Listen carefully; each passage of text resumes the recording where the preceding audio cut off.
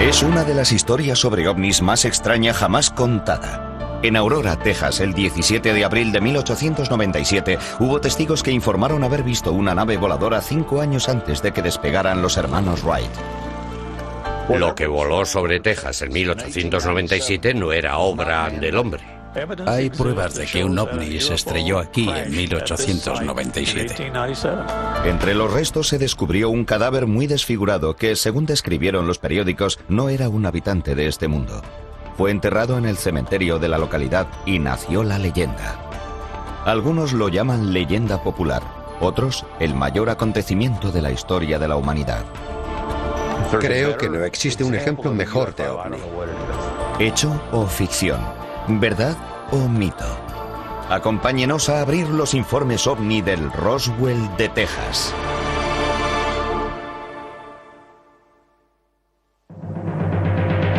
Puede que el incidente de Roswell en 1947 sea el relato sobre accidentes de ovnis más famoso de toda la historia. Pero, ¿fue el primero? El 17 de abril de 1897 se vio una aeronave misteriosa sobre el cielo del pequeño barrio de Fort Worth, en Aurora, Texas. Iba en ruta de colisión contra la casa de un juez de la localidad. La historia del accidente de Aurora es sencilla y clara. Según los relatos de los periódicos de la época, a primera hora de la mañana del 17 de abril de 1897, un objeto plateado de gran tamaño con forma de puro pasó volando muy cerca de la Tierra. Golpeó la torre de la casa del juez Proctor, explotó y esparció escombros por toda la zona. 2 días más tarde, el 19 de abril de 1897, el Dallas Morning News informaba. Hacia las 6 de esa mañana, los que habían madrugado en Aurora se quedaron asombrados ante la súbita aparición de una aeronave que volaba sobre la zona. Volaba en dirección norte, más cerca de la Tierra de lo que había estado nunca. Voló justo por encima de la plaza pública y al llegar a la parte norte del pueblo, chocó con la torre del molino de viento del juez Proctor y explotó en pedazos. Derribó el molino de viento y el depósito de agua y destruyó el jardín del juez.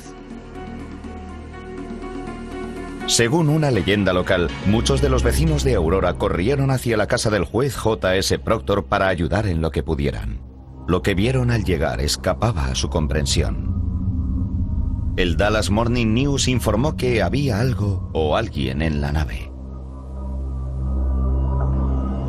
Al parecer, el piloto de la nave era el único que iba a bordo, y aunque sus restos estaban muy desfigurados, se pudo recoger lo suficiente como para comprobar que no era un habitante de este mundo.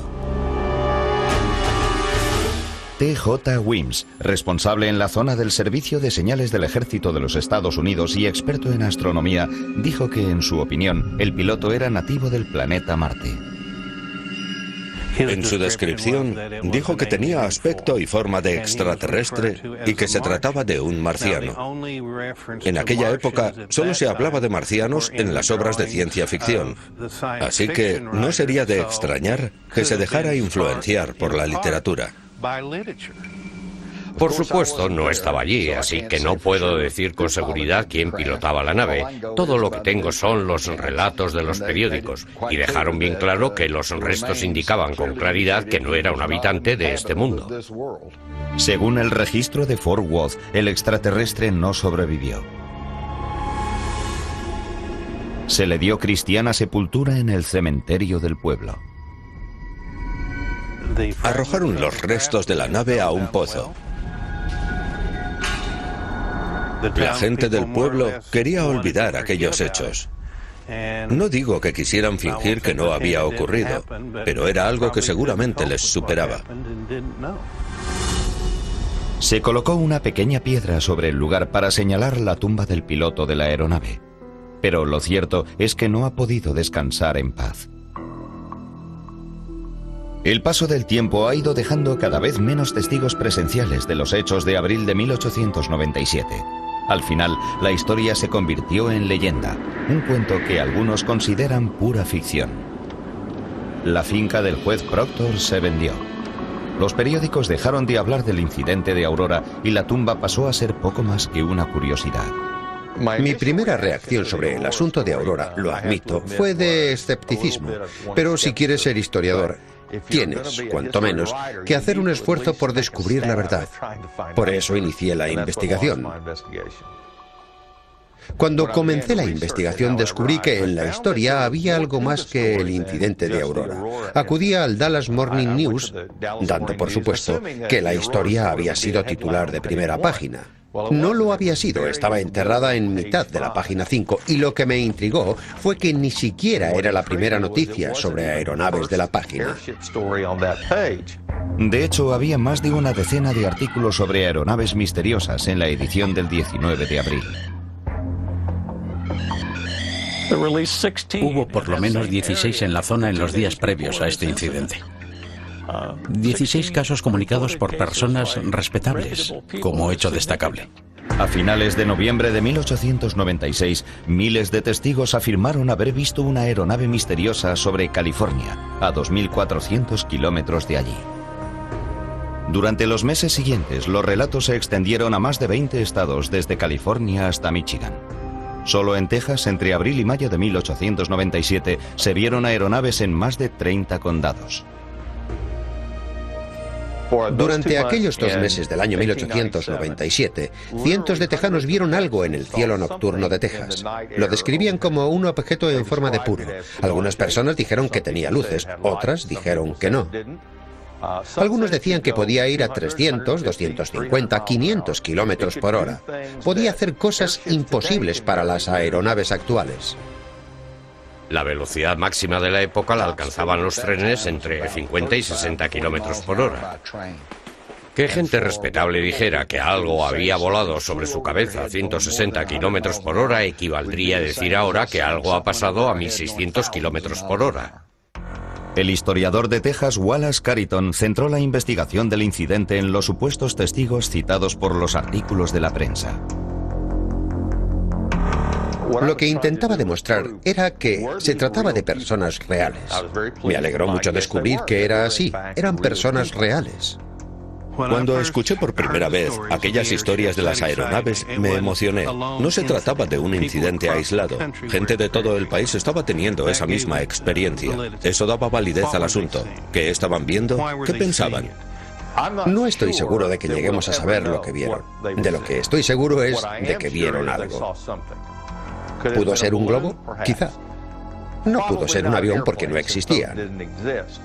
El primer vuelo documentado de algo más pesado que el aire fabricado por el hombre fue, por supuesto, el de los hermanos Wright en diciembre de 1903 en Kitty Hawk. Así que lo que volaba sobre Texas en 1987 no era obra del hombre.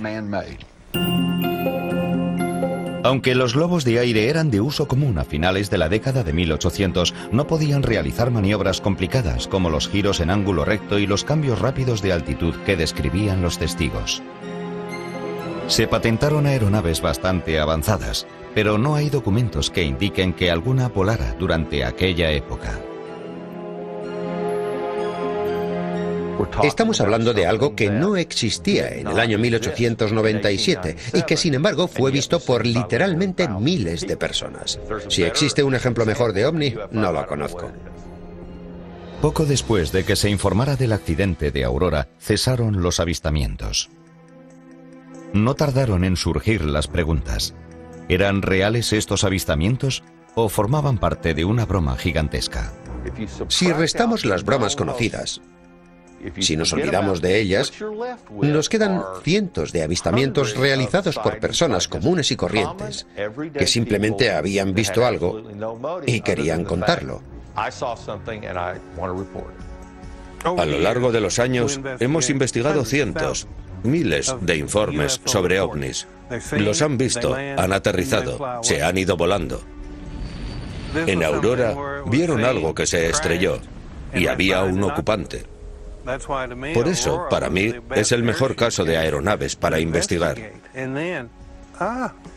Y como ocurrió antes del de Roswell, nadie ha ido a estudiarlo. No sabían de él.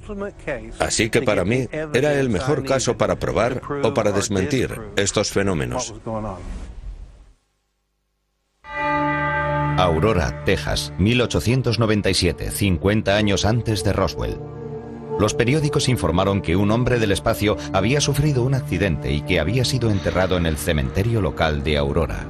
Con el paso del tiempo, la historia cayó en el olvido. 70 años más tarde volvió a ser recordada. En 1973, Bill Case comenzó a escribir artículos para el Dallas Morning News y se extendió por todo el país. Saltó el interés porque alguien había resucitado el accidente de Aurora en 1897. La leyenda renació. Expertos en ovnis de todo el país se afanaban por descubrir la verdad que se escondía tras la posible tumba del extraterrestre. Hayden Hughes, fundador de la Agencia Internacional de OVNIs, fue uno de los primeros en llegar a Aurora.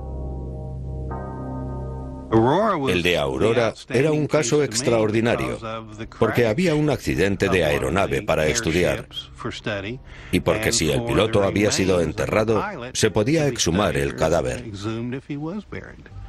Aurora era diferente. Existía el cadáver de un supuesto extraterrestre.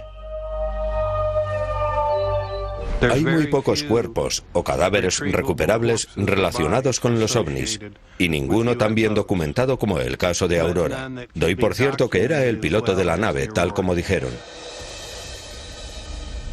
Los habitantes del pueblo, al describirlo, dijeron que tenía aspecto y forma de extraterrestre, y que se trataba de un marciano.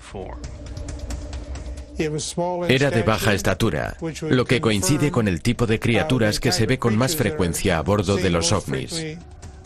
Son bajitos, de la altura de un niño. El cadáver, el lugar del accidente, los restos de la aeronave. Según Hughes, vale la pena investigar si son reales o si se trata de un montaje. Cuando llegué a Aurora, me sorprendió que el pueblo no fuera tan grande como me lo había imaginado. ¿Dónde está el pueblo? Lo acabamos de cruzar. Está el cementerio. Está la colina. Está el molino de viento. Por ahí hay algunas casas y varias empresas. Eso es todo. Otra sorpresa fue el recibimiento que hicieron a Hughes los vecinos de Aurora. No parecían estar interesados en resolver el misterio. Cuando hablabas con la gente, unas veces estaba abierta al diálogo y otras no. Unas veces nos dejaba entrar en el cementerio y otras nos lo impedía. Daba la sensación de que los habitantes de este pueblo no se querían ver involucrados en todo este asunto. Pasé de tener mucha ilusión por la esperanza de encontrar algo grande, a la frustración de sentir que teníamos al pueblo en contra. Después, Hughes y otros investigadores de fenómenos ovni en Aurora dieron un gran paso adelante. Descubrieron relatos de primera mano acerca del accidente. Los testimonios estaban lejos de ser perfectos. Algunos recuerdos estaban borrosos, otros incompletos, y los testigos oculares tenían más de 80 años. El especialista en ovnis Jim Marrs fue uno de los primeros en entrevistar a los vecinos. En 1973 entrevisté a 3 personas que estaban vivas cuando ocurrieron los hechos. Una, Robbie Hanson, dijo que había sido un montaje, pero resultó que no había sido testigo, no había tenido conocimiento directo de lo ocurrido. Fue su padre quien se lo contó. Ella pensó que era una broma y así quedó grabado en su mente. Pero Marrs encontró a 2 testigos que contradijeron a Hanson y le ofrecieron relatos de primera mano acerca del accidente. Mary Evans se acordaba de que algo se había estrellado. Sus padres fueron a ver los restos, pero a ella no la dejaron ir. Así que teníamos un testigo indirecto que decía que había ocurrido. También estaba Charlie Steven, que tenía 10 años en aquella época. Me dijo que estaba trabajando en la granja y vio aquella cosa pasar por encima. Dijo que iba dejando una estela de humo y parecía tener problemas. Vio cómo desaparecía en dirección a Aurora. Escuchó una explosión y vio salir humo. Quiso ir a ver lo que había ocurrido, pero su padre le dijo: no, hijo, hay que acabar las labores de la granja. Me dijo que su padre fue al pueblo al día siguiente y al volver le habló de los destrozos que había visto. El relato de testigos oculares indicaba que algo había ocurrido. Además de los relatos de los testigos oculares, los investigadores encontraron a un hombre que dio un nuevo giro a la investigación. El vecino de Aurora, Brawley Oates, que padecía artritis reumatoide en estado avanzado, opinaba que su debilitado estado de salud estaba relacionado con la leyenda de Aurora. Brawley Oates vivía en el lugar del accidente. Parece que se trasladó allí en 1945. Cuando llegó, hizo que limpiaran el pozo porque había en él escombros y trozos de metal, y quería utilizar el agua. Oates opina que el agua del pozo en el que él y su familia bebieron durante 12 años afectó gravemente a su salud. Tenía una artritis muy pronunciada en las manos y varios problemas más. No entiendo cómo podía vivir, cómo podía andar o hacer cualquier otra cosa. Se le hinchaban tanto que llegaban a explotar. A veces tenía en los dedos bultos más grandes que bolas de golf. Afirmaba que seguramente era a causa del agua del pozo. Eso decía. Brawley Oates me dijo que sus males estaban causados por la radiación del pozo en el que la gente había tirado los restos de la nave espacial de Aurora. Al sellar el pozo que había en su propiedad, Oates selló también pruebas importantes sobre el misterio que encerraba. Para los investigadores resultaba cada vez más difícil encontrar elementos científicos en los que basarse.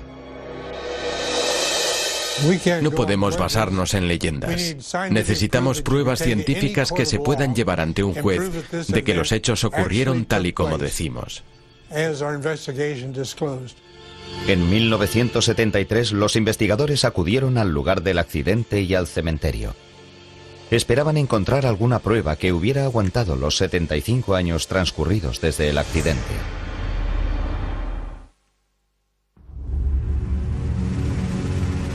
En la investigación de 1973, los investigadores encontraron testigos que confirmaron el accidente de una aeronave en 1897. También se afirmaba que había un extraterrestre enterrado en el cementerio local.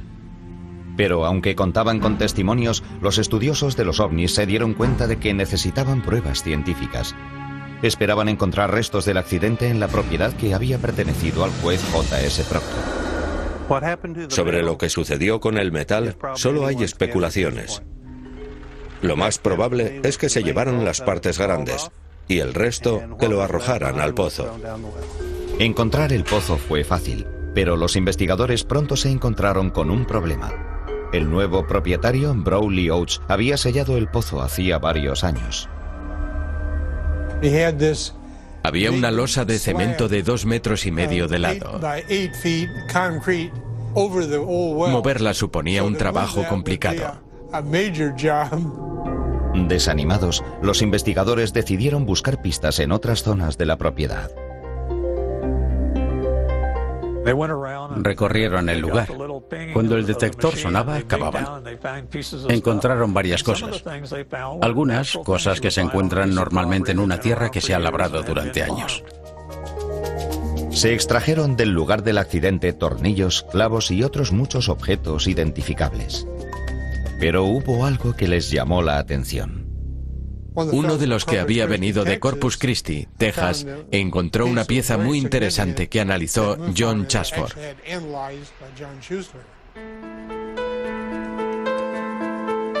Se analizó 2 veces en 1973. Nada más sacarla del suelo me la entregaron y la llevé a un laboratorio aeroespacial. Era el laboratorio donde se estudiaban las piezas que fallaban en aviones y naves espaciales. Así que contaban con el material mejor y más moderno. Fueron los primeros en analizar la pieza y determinar su extraña naturaleza. El análisis mostró que llevaba allí mucho tiempo. Resultó que el metal era un 95% aluminio puro y un 5% hierro. Solo un 5% de hierro no es una aleación lógica. Es menos del tanto por ciento normal. Y cuando hay hierro, generalmente hay zinc y otros minerales. En ese caso no había ninguno más.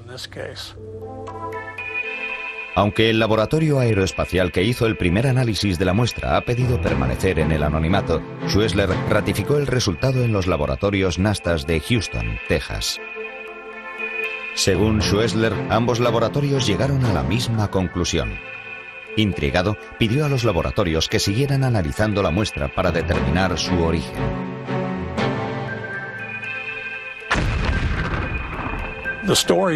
Según los relatos, aquella cosa explotó y de la explosión salieron pedazos de material fundido que luego se enfriaron y solidificaron.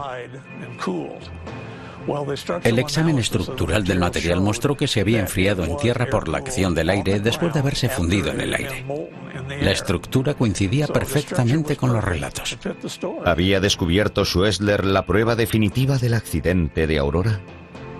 El material encontrado y analizado en 1973 no pudo haber sido fabricado en aquella época ni en aquella granja, ni en el pueblo de Aurora, ni en lugar alguno de la zona. Se había fabricado en un laboratorio muy complejo, utilizando técnicas de gran calidad. Es maravilloso tener una pieza que de verdad crees puede pertenecer a una nave espacial. Los periódicos saltaron de inmediato sobre la historia de la nueva investigación acerca de la nave espacial. Como resultado, se resintió la fiabilidad del informe. Ese fue el caso con una muestra enviada al Dr. Tom Gray, en la actualidad catedrático emérito de la Universidad Estatal de Kansas. Un día llamaron a mi puerta y apareció un caballero que tenía en su poder piezas que habían sido encontradas en un lugar donde decían se había estrellado una nave espacial en 1897. Un colega del Dr. Gray le pidió que analizara las muestras para comprobar si eran parte de la nave espacial de Aurora. Lo que estamos viendo es el artefacto que se estudió.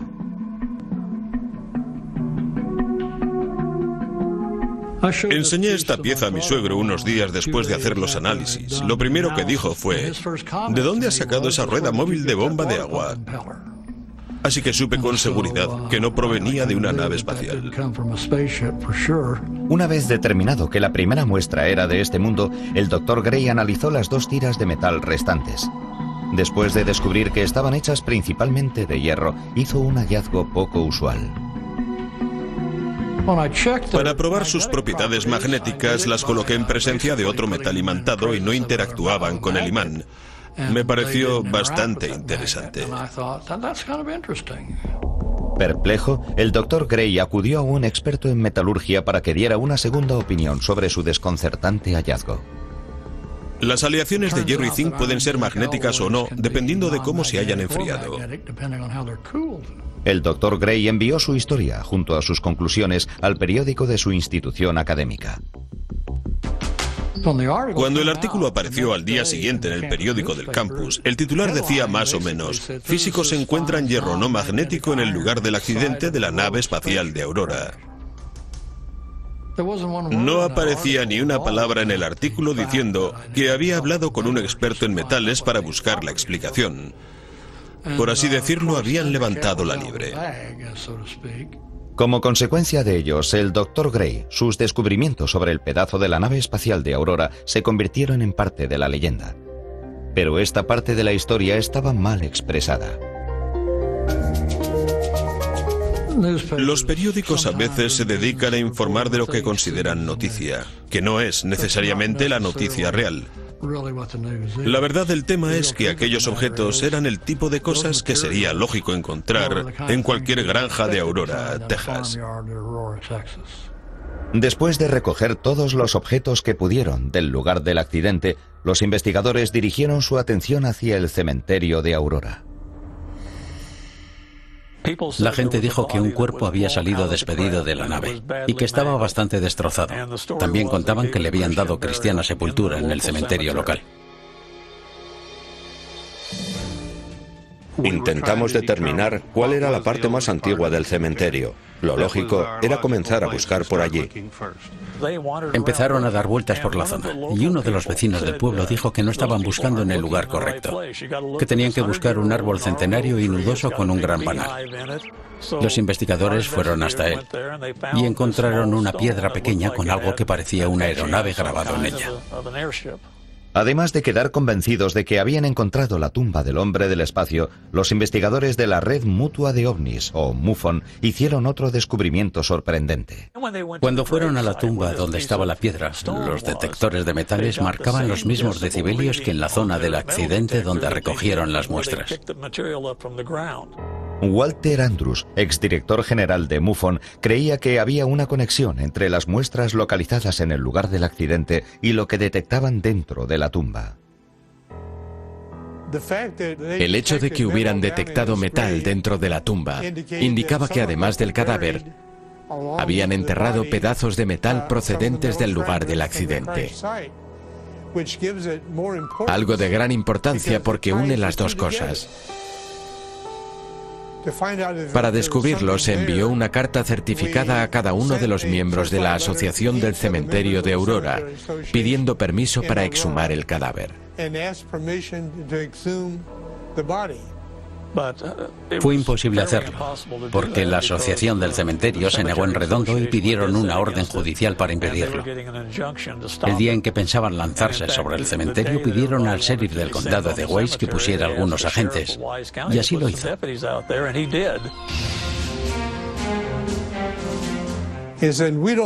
Dijo, no queremos que la gente venga a excavar en el cementerio, porque estamos muy orgullosos de lo que tenemos aquí y no queremos gente cavando por todas partes buscando un cadáver. Fue muy frustrante, porque si lo hubiéramos encontrado, habría sido un gran acontecimiento. Encontrar el cadáver de un extraterrestre hubiera sido la mejor culminación de la investigación. Al cabo de 2 semanas, las patrullas se retiraron. Pero los investigadores de MUFON recibieron un duro golpe. Cuando pudimos regresar al cementerio, la señal había desaparecido. No sabemos quién la quitó ni por qué. Después, otro golpe.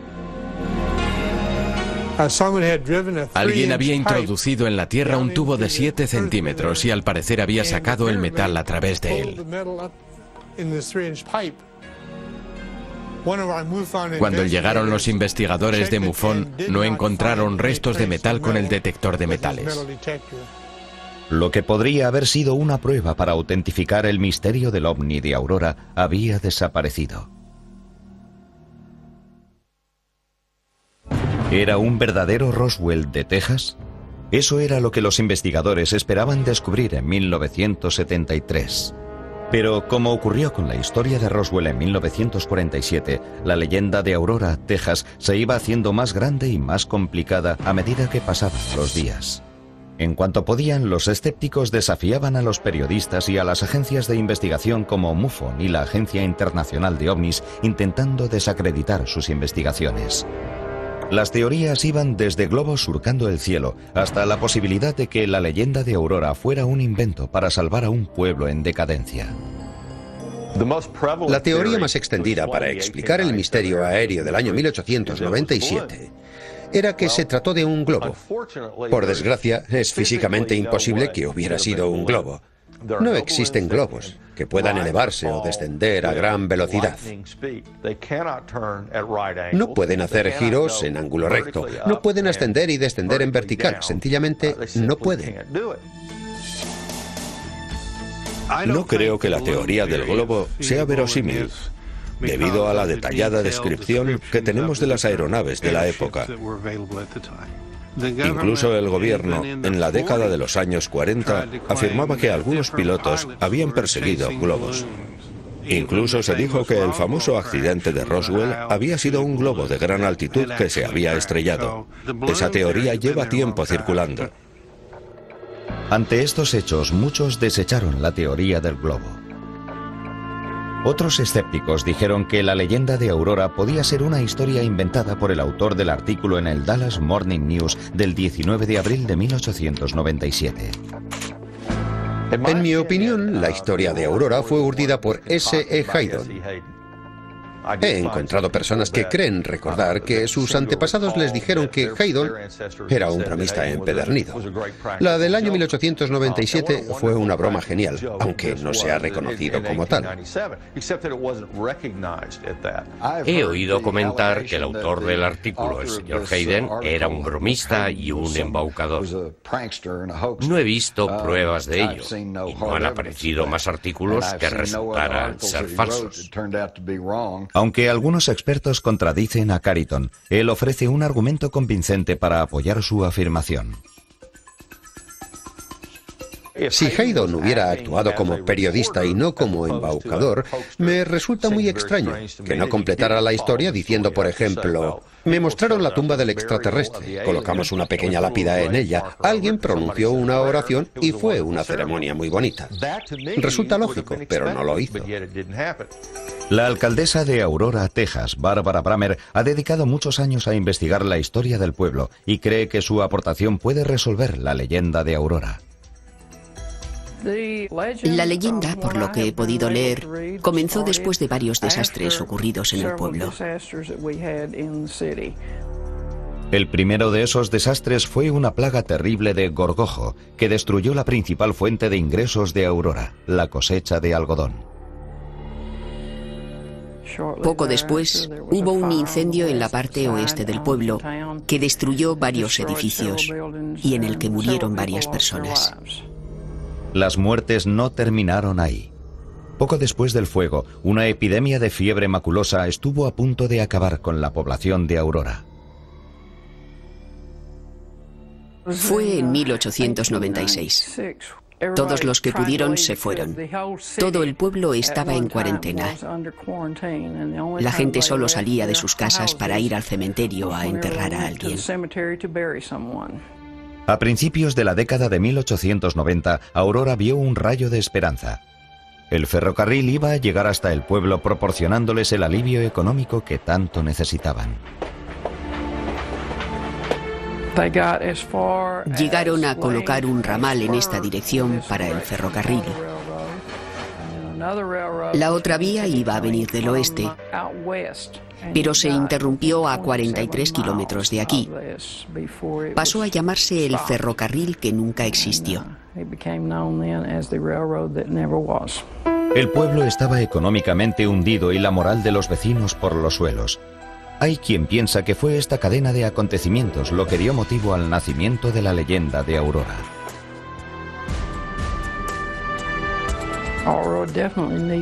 Aurora necesitaba el ferrocarril para salvar los proyectos que tenía en aquellos momentos. Cuando no llegó, comenzó el declive. La gente comenzó a marcharse. Supongo que las personas que se quedaron necesitaban algún tipo de impulso, y puede que esa fuera la razón de que alguien se inventara la historia. Aunque la teoría de la alcaldesa Bramer parece una buena explicación a la leyenda, los escépticos continúan con sus ataques a quienes creen en ella. Los escépticos dicen que el juez Proctor no tenía un molino de viento, así que toda la historia es falsa. Según Crowley y Steven, no tenía un molino de viento, pero tenía un cabestrante de madera. Es decir, una torre de madera con un torno que usaba para sacar agua del pozo. Es un asunto puramente semántico. Había una torre de madera con la que la nave pudo estrellarse. Por lo que respecta a las pruebas, encontré soportes en ángulo que sujetaban el brazo de madera de los restos. Todavía hay allí un soporte de metal. Los escépticos han atacado otro punto de la leyenda. La primera identificación del hombre del espacio la hizo T.J. Wims, miembro local del Servicio de Señales del Ejército de los Estados Unidos. Se dice que Wims era simplemente el herrero del pueblo y no un experto en astronomía como afirmaron los periódicos. Según Crowley y Stevens, T.J. Wims era también astrónomo aficionado. Tenía un telescopio y era ampliamente reconocido como un experto en astronomía. Así que la afirmación de que carecía de conocimientos es bastante dudosa. Pese a las explicaciones tan dispares que investigadores, periodistas y escépticos tienen sobre la leyenda de Aurora, hay al menos un punto en el que todos coinciden. En mi opinión, es una buena historia. Es una buena historia. Yo no estaba allí, pero mi abuelo contaba una historia estupenda. En Texas tenemos un dicho: no dejes que la verdad se interponga en el camino de una buena historia.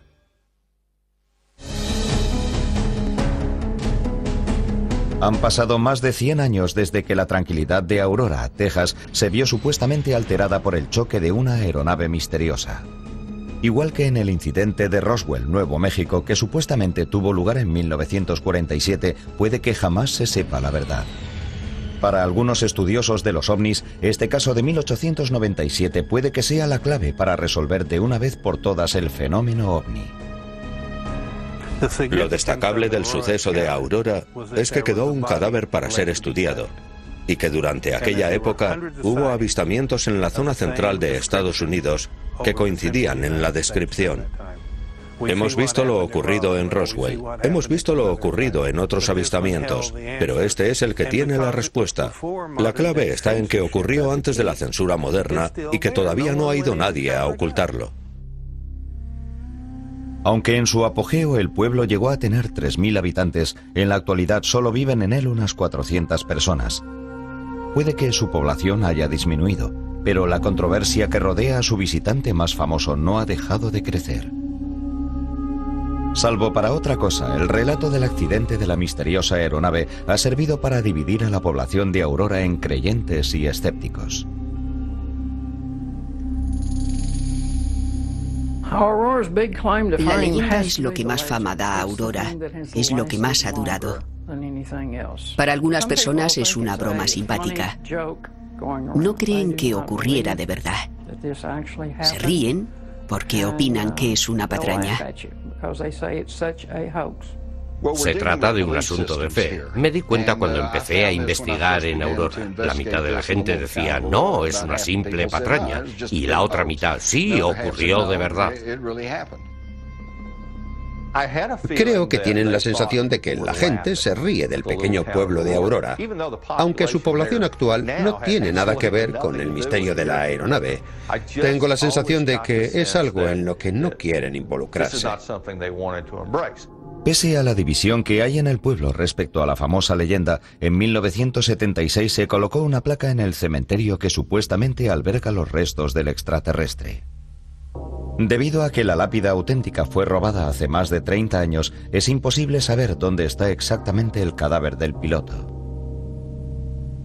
En mi opinión, solo hay una cosa que podría dar una respuesta clara, pero evidentemente no se va a buscar y excavar la tumba. Así que habría que ir al pozo. El molino de viento sobre el pozo ya no existe y la antigua propiedad de Proctor fue adquirida por Browley Oates en 1945. Rumores persistentes dicen que el pozo estaba contaminado con residuos radioactivos. 100 años más tarde, la leyenda ha seguido creciendo hasta incluir un misterioso trozo de tierra que no tiene vegetación. Cuando la alcaldesa compartió con Hayden Hughes este rumor en 2005, renovó su interés por resolver el misterio. En mi opinión, Aurora era la mejor oportunidad para conseguir pruebas que confirmaran o que desmintieran la existencia de aeronaves extraterrestres tripuladas. Y cuando salimos con las manos vacías, lo viví como un fracaso, porque evidentemente las pruebas estaban allí, quizá enterradas 70 centímetros bajo nosotros. No pudimos salir de allí con nada que nos permitiera afirmar que había algo, y por ello teníamos que continuar investigando. Por primera vez en más de un cuarto de siglo, Hayden ha decidido volver a visitar el lugar donde todo empezó, la zona del accidente. Estamos exactamente en el lugar donde dicen que se estrelló la aeronave. Desde esta colina se divisa todo el valle. Esta era la propiedad de Proctor. El molino de viento estaba aquí. Y ese es el pozo que fue tapado. Algunas zonas son todavía accesibles, pero esta valla separa el pozo original del juez Proctor. Este programa hizo varias peticiones para acceder a esa parte de la propiedad, pero no recibió contestación. Mi instinto me dice que ahí hay algo. No puedo dejar de pensar en ello. Se nota la frustración de Hayden Hughes al estar tan cerca de donde cree que se encuentra la respuesta al misterio de la aeronave. Quizá tenemos uno de los hallazgos científicos más importantes del siglo XX justo detrás de nosotros, y no podemos acceder a él porque han construido una jaula y echado cemento. Han sellado la prueba que puede que haya contaminado la tierra de alrededor, impidiendo que crezca la vegetación. Si se pudiera entrar y sacar lo que hay ahí, tal vez bastaría para aclarar una leyenda que dura años. Si pudiéramos saber lo que hay en el pozo, sabríamos si hay radiación o incluso pedazos de la nave.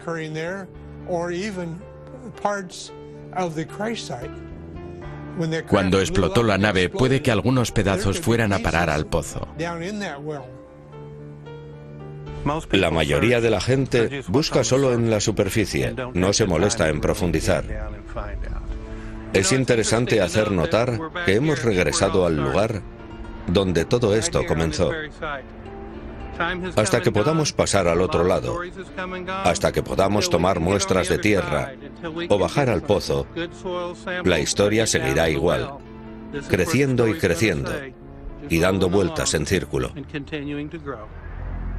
Si toda la historia del accidente de la nave aérea de 1897 es falsa, S.E. Haydon, el hombre que escribió el artículo original para el Dallas Morning News, ha gastado una broma asombrosa a la gente. Sin pruebas concretas, los estudiosos de los ovnis no pueden descartar la broma, ni demostrar que la leyenda es cierta.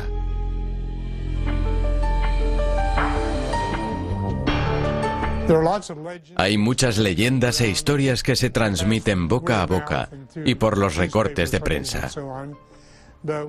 Pero nosotros tratamos con hechos, investigamos ovnis e intentamos demostrar más allá de cualquier duda que se trata realmente de un ovni.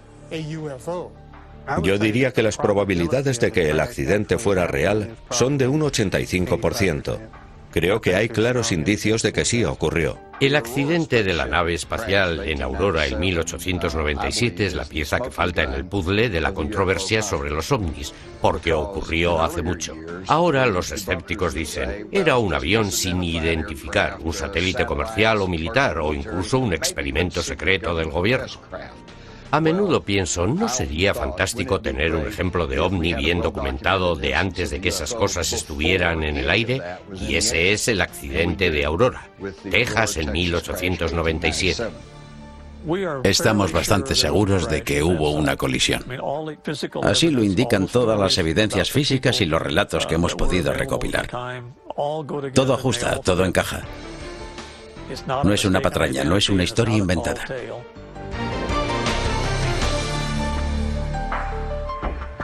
Mi conclusión, en pocas palabras, es que en el año 1897 ocurrió algo que todavía no hemos podido explicar. Podemos descartar muchas cosas. Sabemos que no fue un globo, sabemos que no fue un avión. ¿Qué fue? No lo sé. ¿Un ovni? Por supuesto. ¿De dónde venía el ovni? Esa es la gran pregunta que seguramente jamás se llegará a contestar.